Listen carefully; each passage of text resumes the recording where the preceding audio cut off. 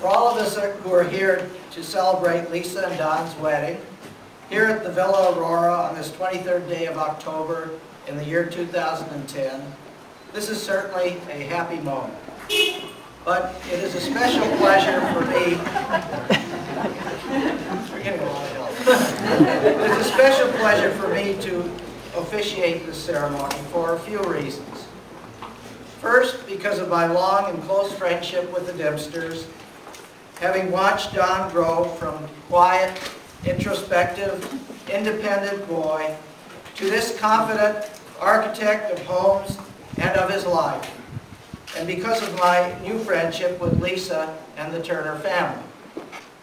But it is also a special pleasure for me to take part in this ceremony because, as a judge, the ceremonies which I usually participate in leave at least one of the parties most dissatisfied. Therefore, it's nice to take part in an occasion such as this, where, as it is easy to see from the looks on both of their faces, both sides will be well pleased with the result. First, a few words about what brought these two together to this day. Just a little more than 3 years ago, Lisa suddenly decided to leave New York for Los Angeles. She had rented a beach house about 3 hours from New York City and had a job offer pending, but in her typical daring Lisa way, with no job and no place to live in LA, she bought a one-way ticket and took off for Los Angeles to surf. She took with her was her special surfboard, which she never used and sold 2 years later. Here in LA, she stayed with friends in Venice. She noticed a house being built behind them. The place was not much appreciated by her benefactors, but Lisa felt strangely attracted to it, especially to the garage door. Soon thereafter, Don and Lisa met. Their first date consisted of a bike ride to Redondo Beach, which turned into a 10-hour date, which included eating at a restaurant where they, by chance, met up with friends of Lisa's. Already they found a certain comfort level with each other and immediately became friends. Friendship quickly flourished and blossomed to love. But not marriage, yet. For Don's 40th birthday, Lisa offered to take him to Hawaii. However, that didn't pan out and they didn't go until Lisa's 40th.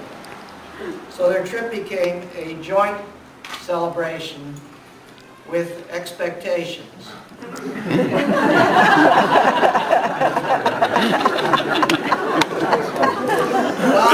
Don contemplated proposing on the trip, but then decided that the time was not yet right.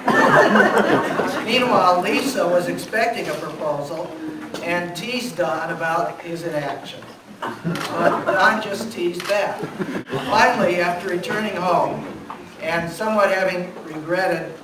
regretting somewhat having missed the Hawaiian opportunity, Don decided the time was right. But now he had to find the right way. First, he considered taking a hike in the Santa Monica Mountains and hiding the ring on the trail, dropping hints to Lisa, and finally discovering the ring. Fortunately for us, and for them, and for the ring, we rejected that plan, and instead surprised her in the morning, finding the ring in their home. The proposal was made and accepted. So here we are. Lisa and Don have so many things in common. Both are very close to their parents and siblings, a closeness that will surely extend to their expanded family. They enjoy travel, art, hiking, biking, sailing, skiing. They cook together, and together they built a beautiful table and bench for their new house that Don is designing. Some even say that they look alike. You can judge for yourself. By the way, the house and garage door that Lisa so admired, that was, of course, built and designed by Don. I mentioned Lisa's independent spirit, which has taken her to many foreign lands and exciting places. I should also mention Don's independence. When Dagmar came to pick up her 3 boys from Sunday school, only to find Don missing, she scoured the neighborhood until she found her youngest, who had become bored with the service and had walked all the way home alone, peacefully asleep in the backyard. At the time, Don was 3 years old.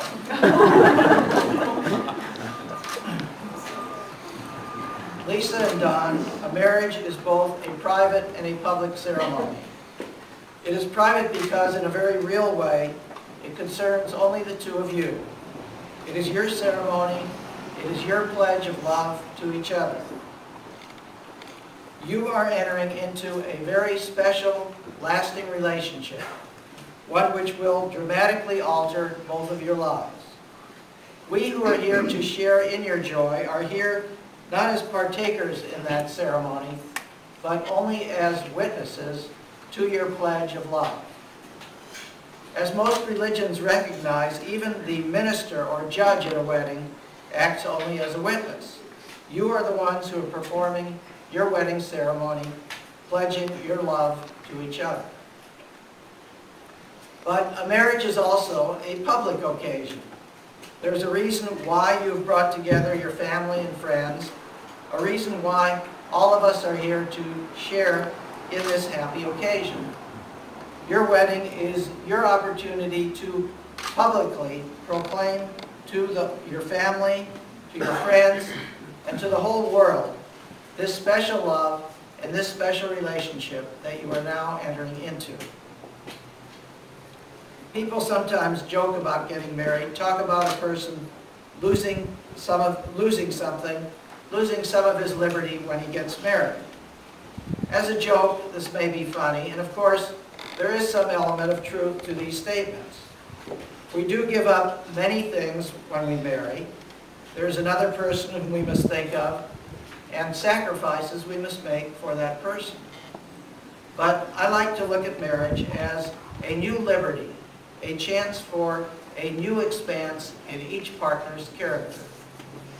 Basically, each of us lives a solitary life within himself. Until marriage, we tend to act mainly for our own good.